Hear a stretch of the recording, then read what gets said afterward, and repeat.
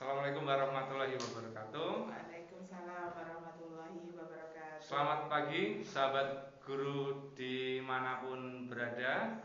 Semoga pada pagi hari ini kita semua senantiasa diberikan kesehatan oleh Allah Subhanahu wa Ta'ala dalam menjalankan aktivitas.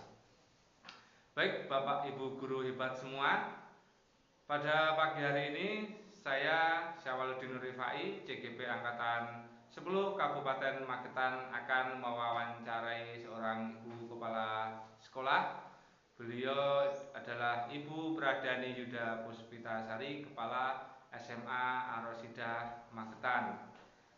Langsung saja untuk mempersingkat kegiatan, kita akan memulai wawancara pada pagi hari ini. Assalamualaikum Bu Dani. Waalaikumsalam Bagaimana warahmatullahi wabarakatuh. kabarnya? Alhamdulillah sehat Pak Arif. Alhamdulillah sehat.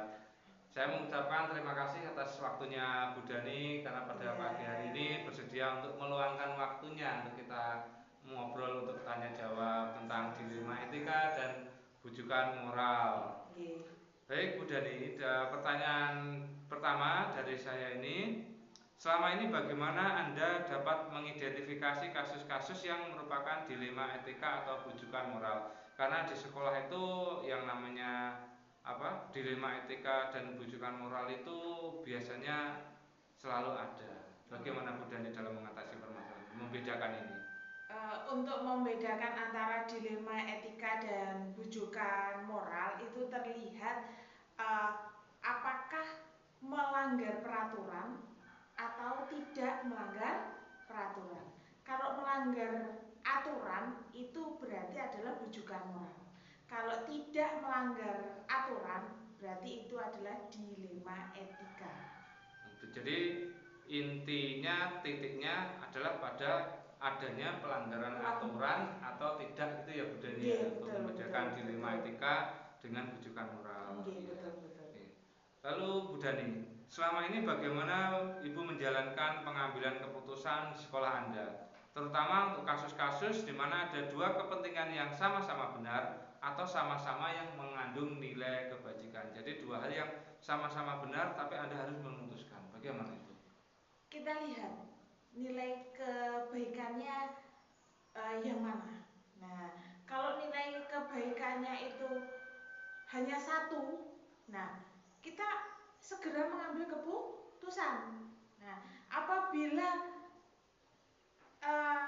banyak, nah itu kita perlu pertimbangkan, ya. Kita perlu pertimbangkan, kita perlu mengambil keputusan dengan komunikasi dengan pihak lain, dengan yayasan atau dengan guru-guru yang lain. Berarti dilihat tingkat urgentrinya sebuah keputusan dan masalah itu Ibu Deni ya. Jadi bisa langsung diselesaikan ataukah harus meminta pertimbangan dengan pihak-pihak yang lain, stakeholder dalam sekolah itu ya. Betul. Lalu Bu Dani, untuk langkah-langkah atau prosedur apa yang biasa Ibu lakukan selama ini? Seperti langkah-langkah pengambilan keputusan, karena di sini adalah sekolah swasta, SMA Ar-Rasidah itu di bawah naungan yayasan. Jadi saya kalau ada suatu permasalahan komunikasi dulu dengan yayasan, mengambil keputusannya bagaimana, setelah itu mengomunikasikan dengan guru-guru yang ada di sini, baiknya bagaimana, baru kita putuskan bersama. Karena kepentingan itu menyangkut semua isi dari SMA Ar-Rasidah. Berarti intinya dalam setiap pengambil keputusan itu Ibu Dani tidak mengambil keputusan secara sepihak Ibu ya? Iya, betul. Tapi membicarakannya atau memusyawarahkannya dengan seluruh stakeholder sekolah, dari mulai yayasan, kemudian ibu-ibu dan bapak ibu guru juga ya, sehingga nanti diambil sebuah keputusan bersama. Untuk ini Bu Dani, hal apa saja yang selama ini Ibu anggap efektif dalam pengambilan keputusan pada kasus-kasus dilema etika? Yang paling efektif itu kita diskusi ya, Pak Arif. Karena dengan berawal kita ngobrol itu akan tahu maksud dari setiap stakeholder yang ada di sekolah. Jadi kita samakan persepsi kita ambil jalan tengahnya yang terbaik. Berarti intinya menyamakan persepsi Betul. atau tujuan dulu, nanti setelah itu sudah ada kesamaan persepsi, baru mengambil jalan tengah untuk Iya. diambil keputusan terbaik gitu ya Bu Betul. Dani. Ya luar Iya, biasa iya. sekali Bu Dani. Alhamdulillah. Lalu Bu Dani, hal apa yang selama ini merupakan tantangan nih dalam pengambilan keputusan pada kasus-kasus dilema etika? Tantangannya ini apa ini? Kalau tantangan itu biasanya adalah kita beda pendapat ya Pak. Oh iya iya. Iya, beda pendapat dengan yayasan, beda pendapat dengan Bapak Ibu guru yang Iya. ada di sini. Jadi kita dengan adanya perbedaan itu kita harus sering ngobrol bareng. Meskipun rapat hari ini belum selesai, besok kita mulai lagi untuk mencari jalan tengah yang terbaik untuk SMA Arosida itu bagaimana. Tantangannya itu karena bisa saja terjadi perbedaan pendapat antara Ibu Dani sebagai kepala sekolah, kemudian dari pihak yayasan sendiri, dan juga dari guru-guru, kemudian mengkomunikasinya, merapatkannya, sehingga ada semacam kesamaan persepsi. Iya, betul. Ya. Iya. Lalu Bu Dani, apakah Bu Dani ini memiliki sebuah tata kelola atau jadwal tertentu dalam sebuah penyelesaian kasus dilema etika? Misalnya apakah Ibu langsung menyelesaikannya itu di tempat, atau memiliki sebuah jadwal tersendiri untuk menyelesaikannya, atau bentuk prosedur seperti apa yang Ibu lakukan dalam menyelesaikan kasus dilema etika ini? Kita lihat permasalahannya. Kita lihat permasalahannya.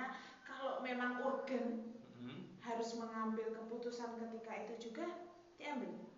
Kalau kita masih punya waktu dan masalah itu menyangkut semua isi dari yayasan, kita bicarakan bareng-bareng, kita diskusi bareng-bareng. Berarti dilihat dari tingkat sulitnya atau rumitnya sebuah permasalahan itu ya. Manakala itu hanya permasalahan yang kecil atau tidak terlalu besar, Ibu Dani bisa langsung mengambil keputusan. Tapi manakala itu melibatkan sebuah masalah yang besar yang harus melibatkan banyak pihak, Ibu Dani akan mengkomunikasinya kepada berbagai pihak tadi. Betul.